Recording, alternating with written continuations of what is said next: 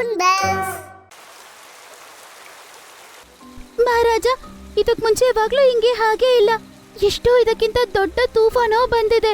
ಆಗ್ಲೂ ಕೂಡ ನಮ್ಮ ಮನೆಗಳು ಹಂಗೆ ನಿಂತಿದ್ವು. ಆದ್ರೆ ಈ ಸಲ ಯಾಕೆ ಹಿಂಗಾಯ್ತು?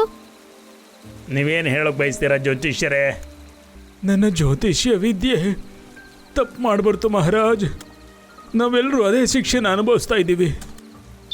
ಮಳೆಗಾಲದ ಮೊದಲನೇ ದಿನ ಕಾಡಿನಲ್ಲಿ ತುಂಬಾ ಜೋರಾಗಿ ಮಳೆ ಬರ್ತಿರುತ್ತೆ. ಮರಗಳು ಪೂರ್ತಿಯಾಗಿ ಒದ್ದೆ ಆಗ್ಬಿಟ್ಟಿದ್ವು. ಅದನ್ನ ನೋಡೋದಕ್ಕೆ ಅದರ ಹಸಿರು ಬಣ್ಣ ತುಂಬಾ ಚೆನ್ನಾಗಿ ಕಾಣಿಸ್ತಿತ್ತು. ಎಲ್ಲ ಜಂತುಗಳು ಮತ್ತು ಪಕ್ಷಿಗಳು ಅವರವರ ಮನೆಗಳಲ್ಲಿ ಪ್ರಶಾಂತವಾಗಿ ನಿದ್ದೆ ಮಾಡ್ತಿರ್ತಾರೆ. ಅದರಲ್ಲಿ ಒಂದು ಮನೆಯಾಗಿತ್ತು ಮಿಟ್ಟು, ಗಿಳಿ ಮತ್ತೆ ಮಿಂಕು ಮೈನಾದು. ಅರೆ ಅರೆ ರೀ, ಎದ್ದೋಳ್ರಿ. ಏನಾಯ್ತು ಮೆಹನಾ? ಯಾಕೆ ಈ ರೀತಿ ಆಡ್ತಾ ಇದ್ಯಾ? ನಿಮಗ್ ಕಾಣಿಸ್ತಿದ್ಯಾ ಇಲ್ವೋ ರೀ? ಎಷ್ಟು ಜೋರಾಗಿ ಮಳೆ ಬರ್ತಿದೆ ನೋಡಿ. ಅರೆ ಹಾ, ನಾನ್ ಗಮನನೇ ಹರಿಸ್ಲಿಲ್ಲ. ಇಷ್ಟು ರೊಮ್ಯಾಂಟಿಕ್ ವಾತಾವರಣ. ಅರೆ, ನಿಮ್ಮ ರೊಮ್ಯಾಂಟಿಕ್ ಕ್ಲೈಮೇಟ್ಗೆ ಬೆಂಕಿ ಇಡ. ಮಿಂಕು ಮತ್ತೆ ಮಿಟ್ಟು ಇಲ್ಲ. ನಿಮ್ಗೆ ಕಾಣಿಸ್ತಿದ್ಯೋ ಇಲ್ವೋ? ಅಯ್ಯೋ ದೇವ್ರೇ, ಇದು ನಾನು ಯೋಚನೆ ಮಾಡಿಲ್ಲ. ಎಲ್ಲಿದ್ದಾರೆ ಇವರಿಬ್ರು? ಆಗ ಮಿಂಚು ತುಂಬಾ ಜೋರಾಗಿ ಬರುತ್ತೆ. ಅವರಿಬ್ರು ಭಯ ಪಡ್ತಾರೆ. ವಾ ಅಣ್ಣ, ನಿನ್ನ ಐಡಿಯಾ ನಿಜವಾಗ್ಲೂ ತುಂಬಾ ಚೆನ್ನಾಗಿದೆ. ಈ ತರ ದೋಣಿಯಲ್ಲಿ ಪ್ರಯಾಣ ಮಾಡ್ತಿದ್ರೆ ತುಂಬಾ ಚೆನ್ನಾಗಿದೆ ಗೊತ್ತಾ? ತೆಂಗಿನ ಚಿಪ್ಪೆಯ ದೋಣಿಯಲ್ಲಿ ಅವರು ಕುತ್ಕೊಂಡು ಈ ಮಳೆಯನ್ನು ಅವರಿಬ್ರು ತುಂಬಾ ಎಂಜಾಯ್ ಮಾಡ್ತಿದ್ರು. ಸೋನು ಪಾರಿವಾಳ ಮತ್ತೆ ಅದರ ಹೆಂಡತಿ ನೀನಾ ಪಾರಿವಾಳ ಅವರ ಮನೆಯ ಕಿಟಕಿಯಿಂದ ನೋಡ್ತಾರೆ. ಅರೆ ಅರೆ, ಚಿಂಕಿ ಮತ್ತೆ ಮಿಂಕು, ನೀವಿಷ್ಟು ಮಳೆಯಲ್ಲಿ ಎಲ್ಲಿ ಸುತ್ತಾಡ್ತಾ ಇದ್ದೀರಾ? ಚಿಕ್ಕಮ್ಮ, ನಾವಿಬ್ರು ಈ ಮಳೆಯಲ್ಲಿ ಸುತ್ತಾಡೋಣ ಅಂತ ಬಂದ್ವಿ. ನಡೀರಿ, ಬೇಗ ಮನೆಗೆ ಬನ್ನಿ. ನಿಮ್ಮ ತಂದೆ ತಾಯಿ ಗಾಬರಿ ಆಗಿರ್ತಾರೆ. ಸೋನು ಪಾರಿವಾಳ ಬೈದಿದ ತಕ್ಷಣ ಅವರಿಬ್ರು ಮನೆ ಒಳಗಡೆ ಹೋಗ್ಬಿಡ್ತಾರೆ. ಅದರ ನಂತರ ಮಿಟ್ಟು ಮತ್ತೆ ಮೇನಾ ಇವರು ಕೂಡ ಪಾರಿವಾಳ ಮನೆಗೆ ಬರ್ತಾರೆ. ಅಕ್ಕ, ನನ್ನ ಮಕ್ಕಳಿಬ್ಬರನ್ನ ನೀವೆಲ್ಲಾದ್ರೂ ನೋಡಿದ್ರಾ? ಆಗ ಪಾರಿವಾಳ ಬಾಗಿಲು ತೆಗಿತಾಳೆ ಮತ್ತೆ ಅವರಿಬ್ರು ಮನೆ ಒಳಗಡೆ ಹೋಗ್ತಾರೆ. ಭಗವಂತನಿಗೆ ಧನ್ಯವಾದ, ನೀವಿಬ್ರು ಇಲ್ಲಿದ್ದೀರಾ. ನಾವೆಷ್ಟು ಭಯಪಟ್ಟಿದ್ರಿ ಗೊತ್ತಾ? ಸಾಯಂಕಾಲ ಮಳೆಯೆಲ್ಲ ನಿಂತ ನಂತರ ಎಲ್ಲಾ ಪಕ್ಷಿಗಳು ಹದ್ದು ರಾಜನ ದರ್ಬಾರ್ಗೆ ಹೋಗ್ತಾರೆ. ಅಕ್ಕಪಕ್ಕದ ಕಾಡಲ್ಲಿ ಈ ಮಳೆಯಿಂದ ಬಹಳ ನಷ್ಟ ಆಗಿದೆ. ಆದರೆ ನಮ್ಮ ಕಾಡಿಗೆ ಅಷ್ಟೊಂದೇನೂ ಆಗಿಲ್ಲ. ಇದು ನಮಗೆ ತುಂಬ ಹೆಮ್ಮೆ ಪಡುವಂಥ ವಿಷಯ.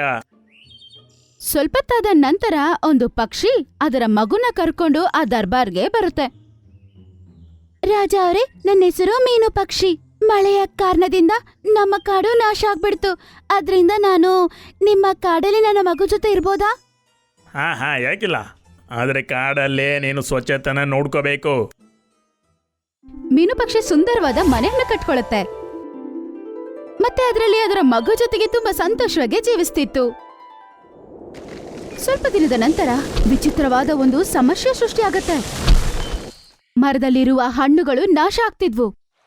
ಕೊಳದ ನೀರೆಲ್ಲ ಹೊಣಗೋಗ್ಬಿಡ್ತು. ಎಲ್ಲರೂ ಹದ್ದು ರಾಜನ ದರ್ಬಾರಲ್ಲಿ ಹಾಜರಾಗ್ತಾರೆ. ಆಮೇಲೆ ಅಲ್ಲಿಗೆ ಜ್ಯೋತಿಷ್ಯನನ್ನು ಕೂಡ ಕರೀತಾರೆ. ನಮ್ಮ ಕಾಡು ದೊಡ್ಡ ದೊಡ್ಡ ಸುನಾಮಿ ಮತ್ತು ಬಿರುಗಾಳಿಗೂ ಸುರಕ್ಷಿತವಾಗಿತ್ತು. ಆದರೆ ಇಷ್ಟೊಂದು ಒಳ್ಳೆ ವಾತಾವರಣದಲ್ಲೂ ಈಗಿದಕ್ಕೆ ಆಪತ್ತು ಬಂದಿದೆ. ನಮಗಂತೂ ಏನೂ ಅರ್ಥ ಆಗ್ತಾ ಇಲ್ಲ ಜ್ಯೋತಿಷ್ಯರೇ. ಮಹಾರಾಜ್, ಕಳೆದ ದಿನಗಳಲ್ಲಿ ಹೊರಗಿನಿಂದ ಯಾರಾದರೂ ಬಂದ್ರ ಈ ಕಾಡಿಗೆ? ಮಹಾರಾಜ್, ನಿಮಗೆ ನೆನಪಿದ್ಯಾ? ಕೆಲವು ದಿನಗಳಿಂದ ಈ ಮೀನು ಹಕ್ಕಿ ನಮ್ಮ ಕಾಡಿಗೆ ಬಂದಿತ್ತಲ್ಲ, ಮತ್ತಾವಾಗಿಂದ ನಮ್ಮ ಕಾಡಿಗೆ ತೊಂದರೆ ಆಗ್ತಾ ಇದೆ. ಹಾಂ, ಮೀಟು ಸರಿಯಾಗಿ ಹೇಳ್ತಾ ಇದ್ದಾನೆ.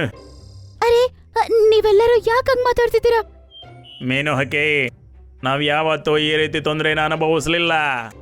ಇದನ್ನು ಹೇಳಲು ನಮಗೆ ಕಷ್ಟ ಆಗ್ತಾ ಇದೆ. ನೀನು ಈ ಕಾಡಿಗೆ ದರಿದ್ರ ಆಗ್ಬಿಟ್ಟಿದೀಯಾ. ನೀನು ನಮ್ಮ ಕಾಡನ್ನು ಬಿಟ್ಟು ಹೋಗಬೇಕಾಗುತ್ತೆ. ನಿಶ್ಚಯ ಏನಂದ್ರೆ ನೀನು ಹೋದ್ಮೇಲೆ ನಮ್ಮ ಕಾಡಿನ ಕಷ್ಟ ಸರಿ ಹೋಗ್ಬಿಡುತ್ತೆ.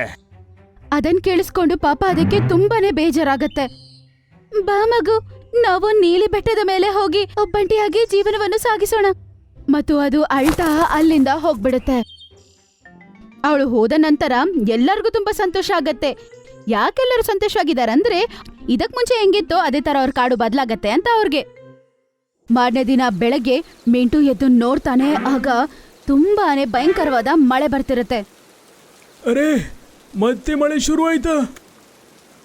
ಹೌದಪ್ಪ, ಎಷ್ಟು ತಣ್ಣನೆ ಗಾಳಿ ಬರ್ತಿದೆ.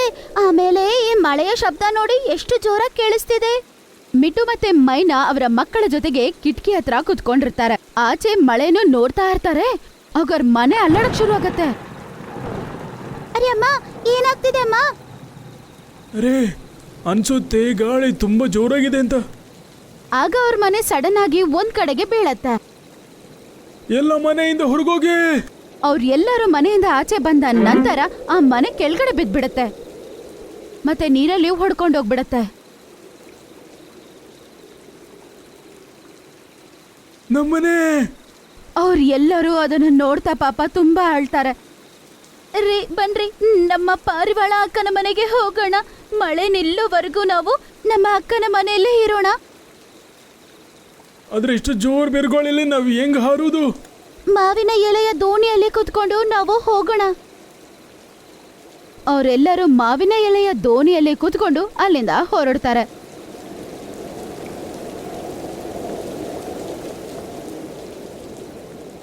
ನೀನಾ ಕಬೂತರಿಯ ಮನೆಗೆ ಅವ್ರು ಹೋಗ್ತಾರೆ. ಆಗ ಅವಳು ಅವ್ರ ಗಂಡನ ಜೊತೆ ಜಗಳ ಮಾಡ್ತಿರ್ತಾಳೆ. ಅರೇ, ನೀವು ನಮ್ಮ ಮನೆಯನ್ನು ಚೆಕ್ ಮಾಡಿದ್ರ ಇಲ್ವಾ? ಇವಾಗ ನೋಡಿ ನಮ್ಮ ಮನೆ ಒಳಗಡೆ ಯಾಕೆಷ್ಟು ನೀರಾಗ್ತಿದೆ. ಅಯ್ಯ, ಯಾಕೆ ಬೇಜಾರಾಗ್ತೀಯ? ಒಮ್ಮೆ ಮಳೆ ನಿಂತ್ರೆ ಆ ಮಳೆ ಮಾಡಿನ ಸರಿ ಮಾಡ್ತೀನಿ. ಆಗ ಅವರ ಮನೆಯ ಬಾಗಿಲನ್ನು ಯಾರೋ ತಟ್ತಾರೆ. ಅರೆ, ಇಷ್ಟು ಜೋರು ಮಳೆಯಲ್ಲಿ ಯಾರು ಬಂದಿರಬಹುದು? ಅವಳು ಬಾಗಿಲನ್ನು ತೆಗೆದು ನೋಡ್ತಾಳೆ. ಬಾಗಿಲನ್ನು ತೆಗೆದು ನೋಡಿದ್ರೆ ಅವಳ ತಂಗಿ ಮತ್ತೆ ಅವ್ರ ಕುಟುಂಬದವರಿದ್ರು. ಅರೆ ಮೇನಾ, ನೀನಾ, ಬಾ ಬಾ, ಒಳಗಡೆ ಬಾ. ಅಕ್ಕ, ಬಾವ, ನಿಮಗೆ ಸಮಸ್ಯೆ ಆಗಿರ್ಬೇಕು ಅಂತ ನಾವು ಸ್ವಲ್ಪನೂ ಅನ್ಕೊಂಡಿರ್ಲಿಲ್ಲ. ನಮ್ಮ ಮನೆ ತೂಫಾನಲ್ಲಿ ಓಡ್ಕೊಂಡು ಹೋಯ್ತು, ಅದಕ್ಕೆ ಬರ್ಬೇಕಾಯ್ತು. ಅರೆ ಏನ್ ಪರವಾಗಿಲ್ಲಮ್ಮ, ನೀನು ನಮ್ಮನೆಯಲ್ಲೇ ಇರ್ಬೋದು. ಆದ್ರೆ ನೋಡು, ಈ ಮನೆ ಬೇರೆ ಸ್ವಲ್ಪ ಸೋರ್ತಿದೆ. ಅಯ್ಯೋ ಪರವಾಗಿಲ್ಲ ಅಕ್ಕ, ನಾವ್ ಅಡ್ಜಸ್ಟ್ ಮಾಡ್ಕೋತೀವಿ. ಅಟ್ಲೀಸ್ಟ್ ಇರೋದಕ್ಕಂತೂ ಒಂದು ಮನೆ ಇದೆ ಅಲ್ವಾ? ಹಿಂಗೆ ಜೋರಾಗಿ ಗಾಳಿ ಬಂದು ಆ ಮನೆಯ ಟಾಪ್ ಹೊಡ್ಕೊಂಡು ಹೋಗ್ಬಿಡತ್ತೆ. ಅಯ್ಯೋ ದೇವ್ರೇ! ಮಳೆಯ ನೀರು ಮನೆಯೊಳಗಡೆ ಜೋರಾಗಿ ಹೊಡ್ಕೊಂಡ್ ಬರಕ್ ಶುರು ಆಗತ್ತೆ. ಆಮೇಲೆ ಅವ್ರು ಎಲ್ಲರೂ ಮನೆಯಿಂದ ಆಚೆ ಹೋಗ್ಬಿಡ್ತಾರೆ.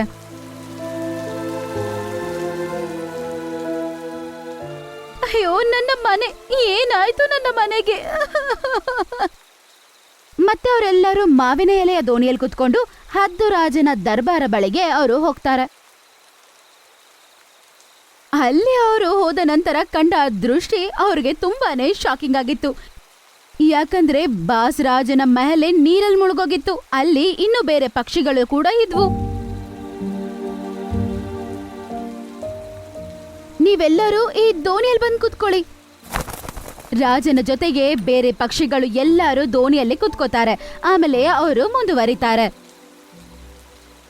ಮಹಾರಾಜ, ಇದಕ್ ಮುಂಚೆ ಯಾವಾಗ್ಲೂ ಹಿಂಗೆ ಹಾಗೆ ಇಲ್ಲ. ಎಷ್ಟೋ ಇದಕ್ಕಿಂತ ದೊಡ್ಡ ತೂಫಾನೋ ಬಂದಿದೆ. ಆಗ್ಲೂ ಕೂಡ ನಮ್ಮ ಮನೆಗಳು ಹಂಗೆ ನಿಂತಿದ್ವು. ಆದ್ರೆ ಈ ಸಲ ಯಾಕೆ ಹಿಂಗಾಯ್ತು? ನೀವೇನು ಹೇಳಕ್ ಬಯಸ್ತೀರಾ ಜ್ಯೋತಿಷ್ಯರೇ? ಅದನ್ ಕೇಳಿಸ್ಕೊಂಡು ಜ್ಯೋತಿಷ್ಯ ಹೀಗಂತ ಹೇಳ್ತಾನೆ. ನನ್ನ ಜ್ಯೋತಿಷ್ಯ ವಿದ್ಯೆ ತಪ್ಪು ಮಾಡ್ಬಾರ್ದು ಮಹಾರಾಜ್. ನಾವೆಲ್ಲರೂ ಅದೇ ಶಿಕ್ಷೆನ ಅನುಭವಿಸ್ತಾ ಇದ್ದೀವಿ. ಇದೆಲ್ಲ ಏನು ನಮಗೆ ಆಗಿದೆ, ಅದು ಯಾವುದರಿಂದ ಅಂದರೆ ನಾವು ಯಾರ್ದೋ ಮನಸ್ಸಿಗೆ ದುಃಖ ಕೊಟ್ಟಿದ್ದೀವಿ.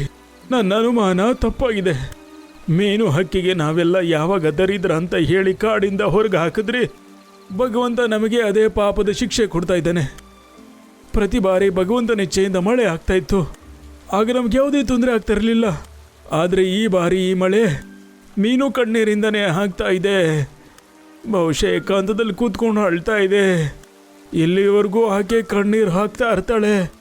ನಮ್ಮ ಕಾಡಲ್ಲಿ ಮಳೆ ಕೂಡ ಇದೇ ರೀತಿನೇ ಬರ್ತಾ ಇರುತ್ತೆ. ಅದನ್ ಕೇಳಿಸ್ಕೊಂಡು ರಾಜ ಎಲ್ಲರನ್ನ ನೋಡಿ ಹೀಗಂತ ಹೇಳ್ತಾನೆ. ಮನೆ ಎಲ್ಲರೂ ಆ ಬೆಟ್ಟದ ಮೇಲೆ ಹೋಗೋಣ.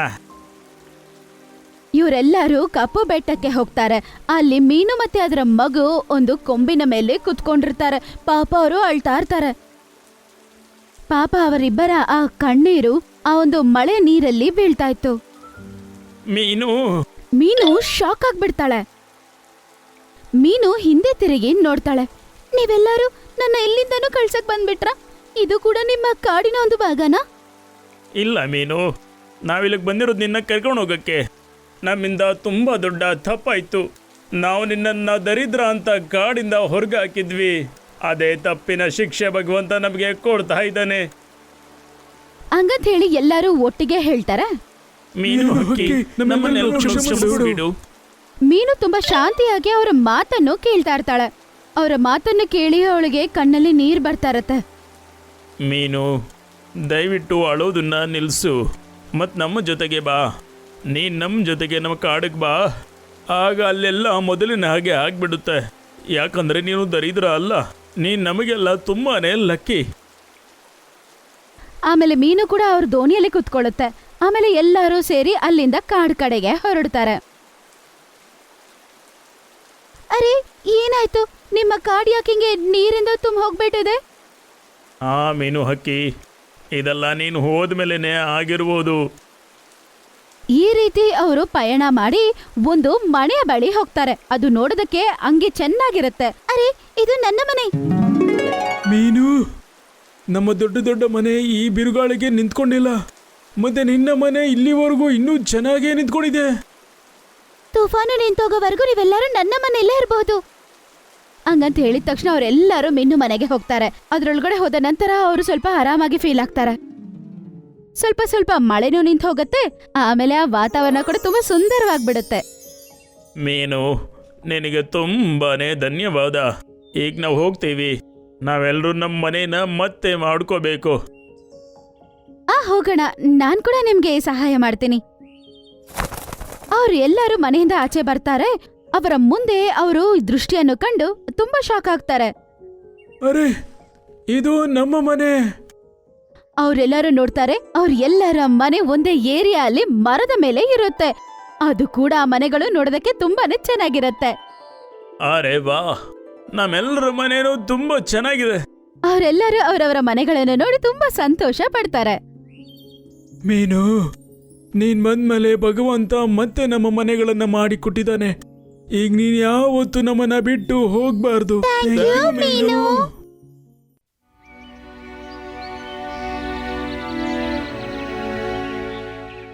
ದಿಮ್ಮಿ ಪಕ್ಷಿ ಮರದ ಮೇಲೆ ಕುತ್ಕೊಂಡು ಅಳ್ತಾ ಇತ್ತು.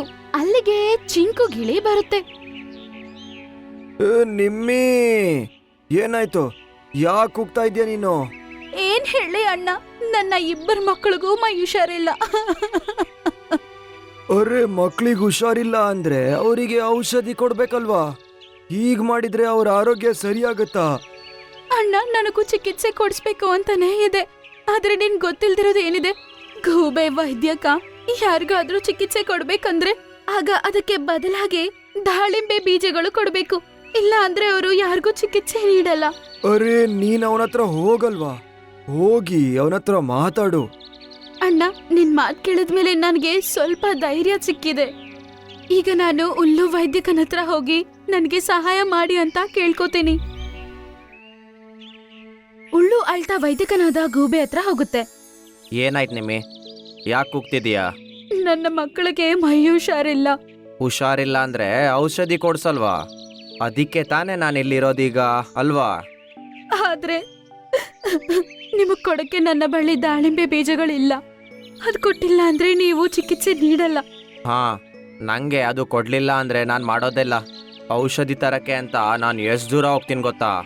ನಾನು ಕಷ್ಟಪಟ್ಟದಕ್ಕೆ ನಂಗೆ ಫಲ ಬೇಡವಾ? ಅದಕ್ಕೆ ಬದಲಾಗಿ ನಾನು ನಿಮ್ಮ ಮನೆಯಲ್ಲಿ ಎಲ್ಲ ಕೆಲಸ ಮಾಡ್ತೇನೆ.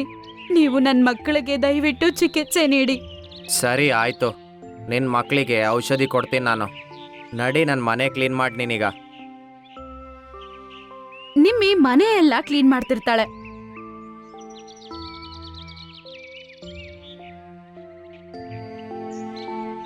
ಮಧ್ಯಾಹ್ನ ಆದ್ಮೇಲೆ ಬನ್ನಿ, ಇವಾಗ ನನ್ ಜೊತೆ ನನ್ ಮನೆಗ್ ಬಂದು ನನ್ ಮಕ್ಕಳಿಗೆ ಚಿಕಿತ್ಸೆ ನೀಡಿ. ಈಗಂತೂ ಬಂದಿದ್ ನೀನು. ಸರಿಯಾಗಿ ಕೆಲಸ ಮಾಡಿ ಕರೆಕ್ಟಾಗಿ ಮನೆ ಕ್ಲೀನ್ ಮಾಡೀಗ ನೀನು. ಮತ್ತೆ ನಿಮ್ಮಿ ಮತ್ತೆ ಮನೆ ಕೆಲಸ ಶುರು ಮಾಡ್ತಾಳೆ.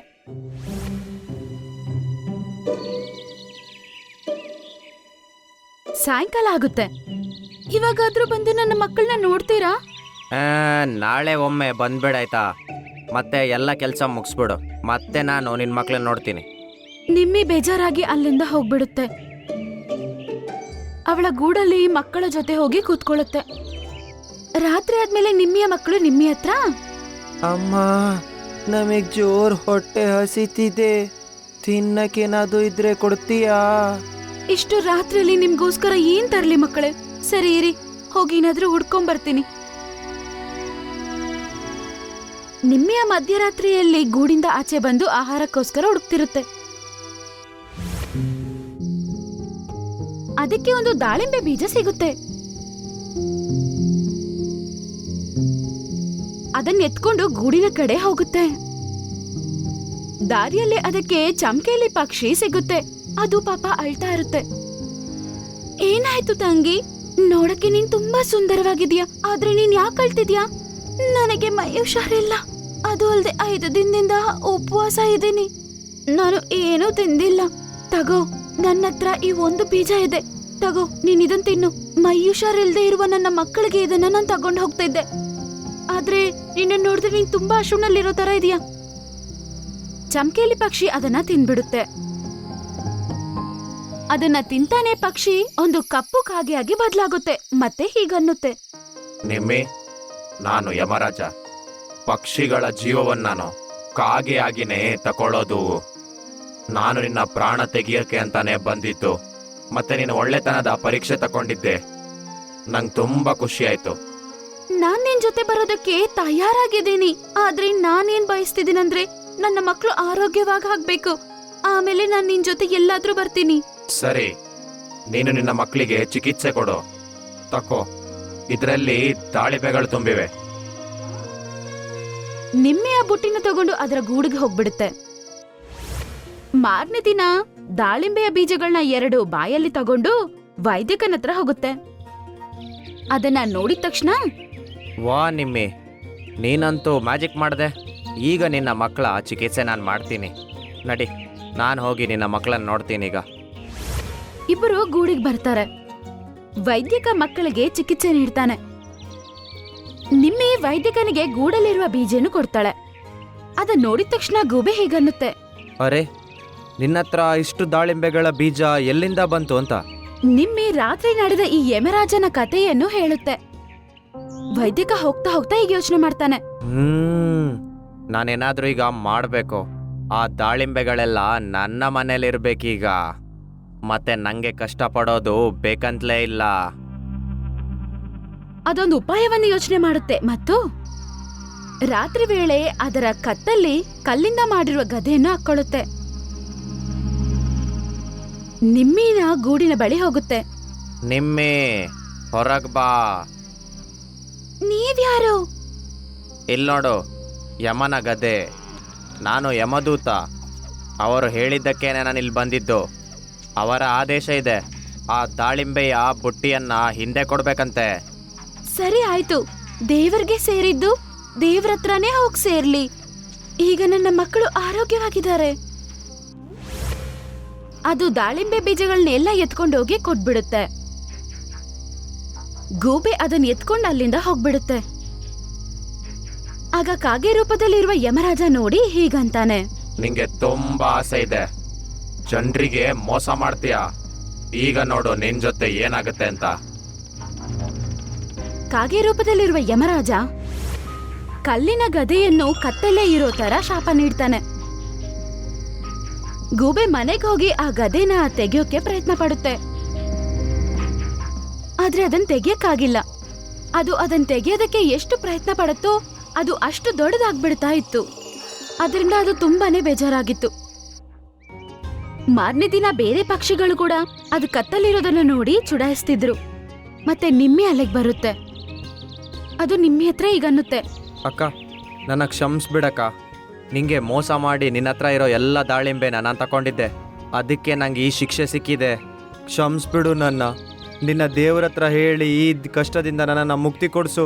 ದೇವ್ರು ನನ್ನ ಕರ್ಕೊಂಡು ಹೋಗಕ್ ಬರ್ತಾನಲ್ವಾ, ಹಾಗ್ ನನ್ನ ದೇವ್ರ ಹತ್ರ ಹೇಳ್ತೀನಿ ನಿನ್ನ ಕಷ್ಟ ಎಲ್ಲ ಕಡಿಮೆ ಮಾಡು ಅಂತ.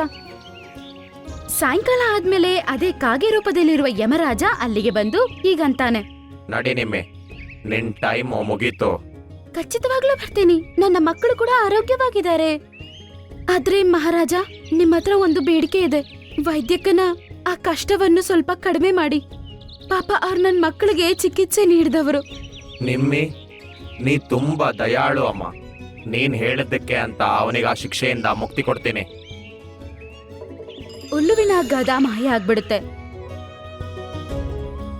ಮತ್ತು ನಿಮ್ಮಿ ಯಮರಾಜನ ಜೊತೆ ಹೋಗ್ಬಿಡುತ್ತೆ.